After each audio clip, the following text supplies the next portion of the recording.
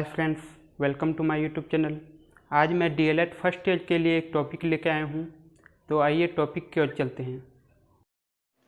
आज हम देखेंगे डीएलएड फर्स्ट ईयर का इंग्लिश का unit 2, learning language skills throws language function. इस यूनिट से बहुत ज़्यादा नंबर के क्वेश्चन एग्ज़ाम में आते हैं, तो वीडियो को लास्ट तक देखिएगा।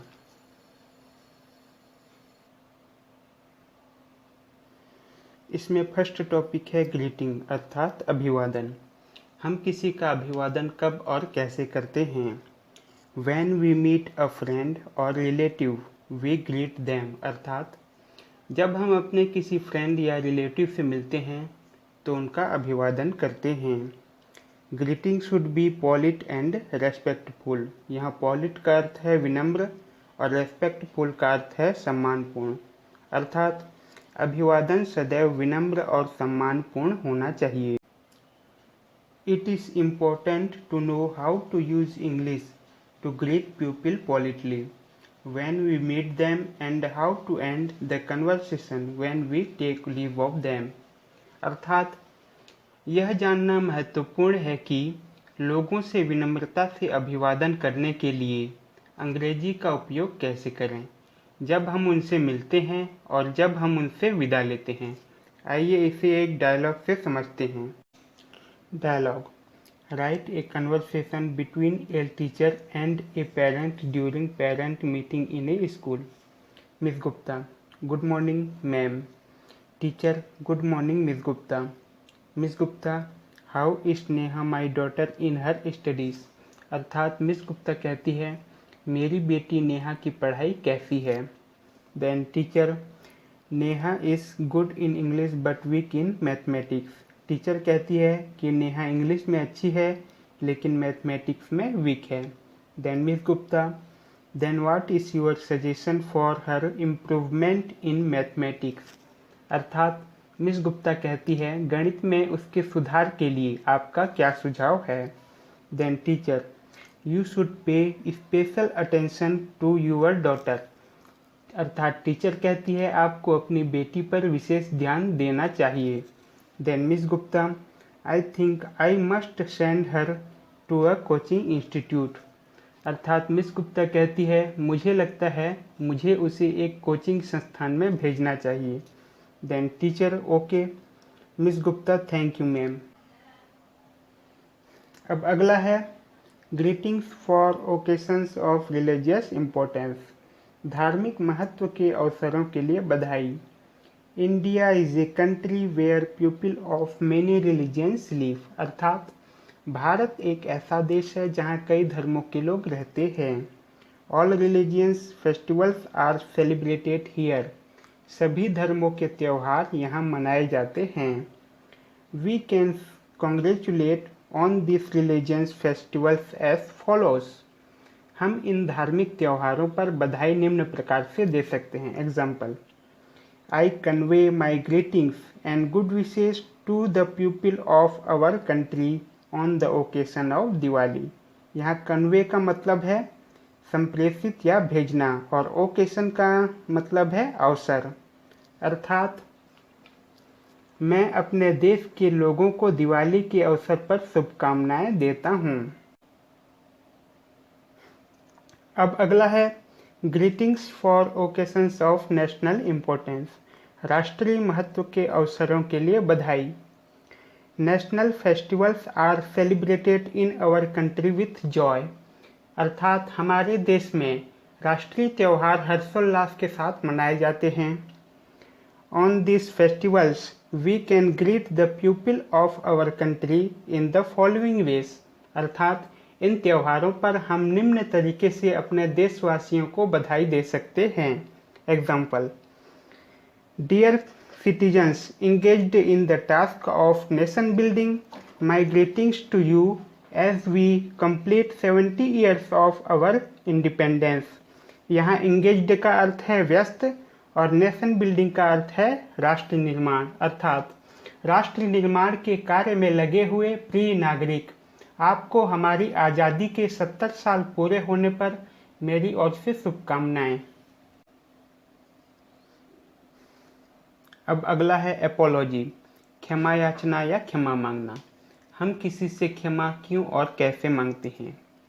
When we make a mistake and we realize that mistake, then we have to apologize for a chance to correct that mistake। अर्थात जब हम गलती करते हैं और हमें उस गलती का एहसास होता है तो हमें माफ़ी मांगनी पड़ती है ताकि गलती को सुधारने के लिए एक और मौका मिल सके।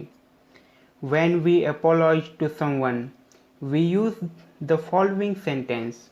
अर्थात जब हम किसी से माफ़ी मांगते हैं तो हम निम्न वाक्यों का प्रयोग करते हैं। सॉरी टू डू डैट, ऐसा करने के लिए क्षमा करें। I shouldn't have done that, मुझे ऐसा नहीं करना चाहिए था। I did not want to hurt you, मैं आपको हर्ट नहीं करना चाहता था। I will never make this mistake again, अर्थात मैं फिर कभी यह गलती नहीं करूँगा।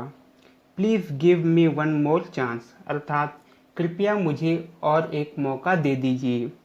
अब इसे एक डायलॉग से समझते हैं। Dialogue. Satish apologized to his teacher for talking in class। Satish at the staff room। Excuse me ma'am। Teacher. Yes Satish, what is it? Teacher कहती है, हाँ सतीश यह क्या है? Satish, ma'am I really sorry for talking in class. Sushma wanted to know what we did in the class। She missed yesterday। But I know I shouldn't have been talking, अर्थात madam मुझे कक्षा में बात करने के लिए वास्तव में खेद है। सुषमा ने जानना चाहा कि हमने कक्षा में क्या किया। उसने कल का क्लास मिस कर दिया था, लेकिन मुझे पता है कि मुझे बात नहीं करनी चाहिए थी। Teacher. Satish, you know how annoying it is when you didn't pay attention. यहाँ एनोइंग का मतलब है कष्टप्रद, अर्थात सतीश तुम्हें पता है कि यह कितना कष्टप्रद होता है जब तुम ध्यान नहीं देते। Satish, yes ma'am I realise that I won't do it again, अर्थात हाँ मैम मुझे एहसास हुआ मैं दोबारा ऐसा नहीं करूँगा। Then teacher, don't worry about it. Satish, thank you ma'am. अब अगला है इंक्वायरी ऑन फोन, फोन पर पूछताछ। You often need to use the telephone to get some information और make an inquiry to find out a information. यहाँ often का मतलब है अक्सर, अर्थात आपको कुछ जानकारी प्राप्त करने या किसी जानकारी का पता लगाने के लिए पूछताछ करने के लिए अक्सर टेलीफोन का उपयोग करने की आवश्यकता होती है। For example, the time of arrival of a train और the last date for the sale of application forms और whether classes will started. Example के लिए, ट्रेन कब आने वाला है, एप्लीकेशन फॉर्म का लास्ट डेट क्या है और क्लासेस कब से स्टार्ट होंगी। आइए इसे एक डायलॉग से समझते हैं। Dialogue. The phone rings in the government science college. Office assistant, hello GSC. Caller, good afternoon, could you tell me when you'll begin issuing application forms for BSc first year course please. अर्थात caller पूछती है, क्या आप मुझे बता सकते हैं कि आप बीएससी प्रथम वर्ष के पाठ्यक्रम के लिए आवेदन पत्र कब जारी करना शुरू करेंगी। Then office assistant, from Thursday 20 April. Caller, what would be the price of a form. अर्थात कॉलर पूछती है कि फॉर्म की प्राइस क्या है। Office assistant, 50 rupees ma'am. Caller, what are your timing for sale of the form please. अर्थात caller पूछती है कि फॉर्म सेलिंग की टाइमिंग क्या है। Office assistant, 10 AM to 4 PM every day from Monday to Friday. Collar, I would like to know the last date for the issue of the form please। अर्थात caller पूछती है कि form का last date क्या है। Then office assistant, 12 मई ma'am. Caller, thank you. Office assistant, most welcome ma'am. अब अगला है एप्रिसिएशन, प्रशंसा। There are many reason to show appreciation, अर्थात प्रशंसा करने के कई कारण होते हैं। व्हेन समबडी लुक्स गुड और that he she does something well then we appreciate them, अर्थात जब कोई अच्छा दिखता है या वह कुछ अच्छा करता है तब हम उसकी प्रशंसा करते हैं। When someone has made a great contribution or played an important role in doing something good or done a favor for you, it is important to appreciate their kindness or good deed. यहाँ contribution का मतलब है योगदान और favor का मतलब है एहसान, अर्थात जब किसी ने एक महान योगदान दिया हो या कुछ अच्छा करने में महत्वपूर्ण भूमिका निभाई हो या आपके लिए एक एहसान किया हो तो उनकी दया या अच्छे काम के लिए उनकी सराहना करना आवश्यक है। आइए इसे एक डायलॉग से समझते हैं। Dialogue: Surendra submits a project report to his boss who appreciate him for doing the work well. Boss going through the report: you've done a good job Surendra, I know I could depend on you, अर्थात boss कहते हैं आपने बहुत अच्छा काम किया है सुरेंद्र, मुझे पता था कि मैं आप पर निर्भर हो सकता हूँ। Surendra: thank you very much sir, your compliment means a lot to me. यहाँ कॉम्प्लीमेंट का मतलब है तारीफ, अर्थात धन्यवाद सर, आपकी तारीफ मेरे लिए बहुत मायने रखती है। Boss: I also appreciate your finishing the project on time.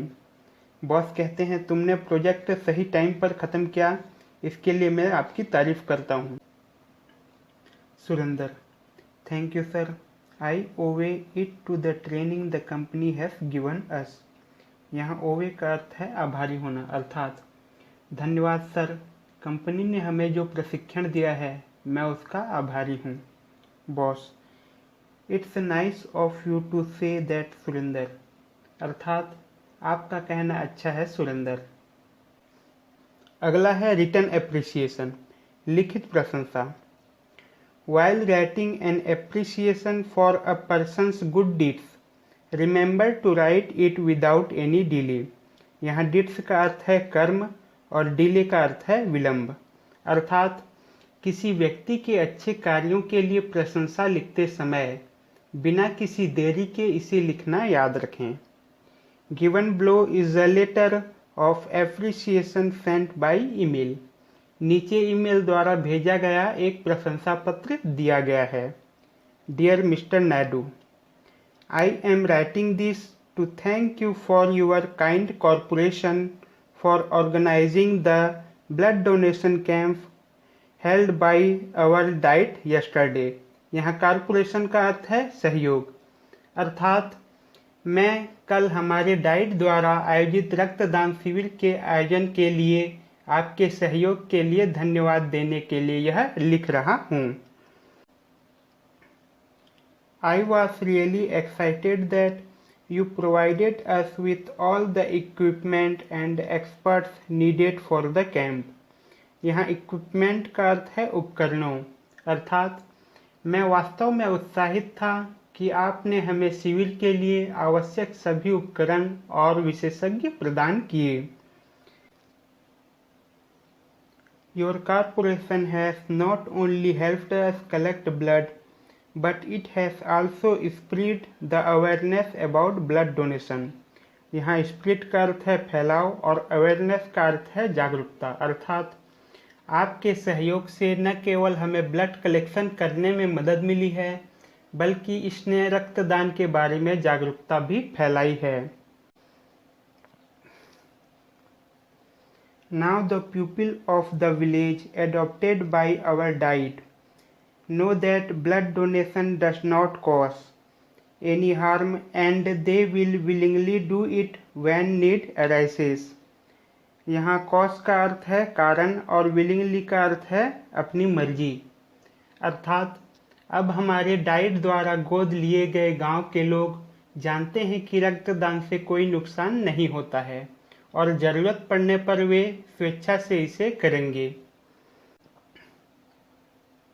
I hope we will have more opportunities to work together, अर्थात मुझे उम्मीद है कि हमारे पास एक साथ काम करने के लिए अधिक अवसर होंगे। Thank you for this camp, sincerely Sunil Rathore. अगला है आस्किंग फॉर डायरेक्शंस और गिविंग डायरेक्शंस, दिशा निर्देश मांगना या दिशा निर्देश देना। If we do not know the way to a place we usually ask someone how to get there, अर्थात यदि हमें किसी स्थान का रास्ता पता नहीं है तो हम आमतौर पर किसी से पूछते हैं कि वहाँ कैसे पहुँचा जाए। If someone ask us the way to a place we tell him how to reach that place, अर्थात अगर कोई हमसे किसी जगह का रास्ता पूछता है तो हम उसे बताते हैं कि उस जगह तक कैसे पहुंचा जाए। आइए इसे एक डायलॉग से समझते हैं। Dialogue: Paul ask passer by where he can find a stationery shop. यहाँ पासर बाय का अर्थ है राहगीर या रास्ते पे चलने वाला। Paul: excuse me, would you mind telling me where I can find a stationery shop here, अर्थात पॉल पूछता है क्या आप मुझे यह बताएंगे कि मुझे यहाँ स्टेशनरी की दुकान कहाँ मिल सकती है।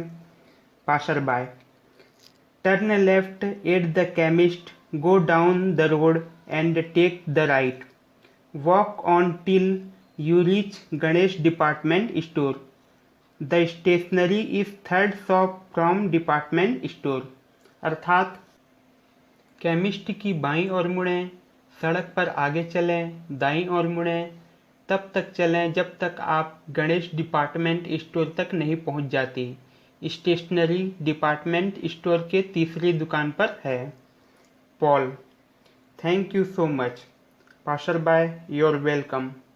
अब अगला है classifying expression in a language function, किसी लैंग्वेज फंक्शन में अभिव्यक्तियों को वर्गीकृत करना। इस टॉपिक में हम यह देखेंगे कि किसी निश्चित भाषा में व्यक्त की गई अभिव्यक्ति को किस प्रकार वर्गीकृत किया जाता है। By using language we can express our feelings, अर्थात भाषा का उपयोग करके हम अपनी भावनाओं को व्यक्त कर सकते हैं। We can express our feelings in two ways, अर्थात हम अपनी भावनाओं को दो तरीकों से व्यक्त कर सकते हैं। पहला बाय स्पीकिंग, बोलकर, दूसरा बाय राइटिंग, लिखकर। The expression under a language function are classified according to the three level of formality, अर्थात एक लैंग्वेज फंक्शन के तहत अभिव्यक्तियों को औपचारिकता के 3 स्तरों के अनुसार वर्गीकृत किया जाता है। पहला नेचुरल, प्राकृतिक, दूसरा इनफॉर्मल, अनौपचारिक, तीसरा फॉर्मल, औपचारिक। आज की टॉपिक में इतना ही फ्रेंड्स, आगे मैं और भी टॉपिक्स लेके आऊँगा, तो बने रहिए मेरे यूट्यूब चैनल पर और वीडियो लास्ट तक देखने के लिए धन्यवाद।